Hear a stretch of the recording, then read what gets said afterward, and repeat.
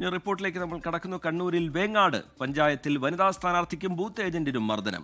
UDF സ്ഥാനാർത്ഥി Sheena, polling agent Narendra Babu എന്നിവർക്കാണ് മർദ്ദനമേറ്റത്. നരേന്ദ്രബാബുവിന്റെ ഉടമസ്ഥതയിലുള്ള ജനസേവന കേന്ദ്രത്തിലെ കമ്പ്യൂട്ടറുകളും അക്രമികൾ തല്ലിത്തകർത്തിട്ടുണ്ട്. ഇന്നുച്ചയോടെ മമ്പറം ടൗണിൽ വെച്ചായിരുന്നു ആക്രമണം. നരേന്ദ്രബാബുവിന്റെ ഉടമസ്ഥതയിലുള്ള ജനസേവന കേന്ദ്രത്തിലേക്ക് മുഖം മൂടി ധരിച്ച 4 പേർ കടന്നുവന്നു. നരേന്ദ്രബാബുവിനെ ഓഫീസിൽ വെച്ച് കയ്യേറ്റം ചെയ്തു. ശേഷം പുറത്തേക്ക് വലിച്ചിറക്കിയും മർദ്ദിച്ചു.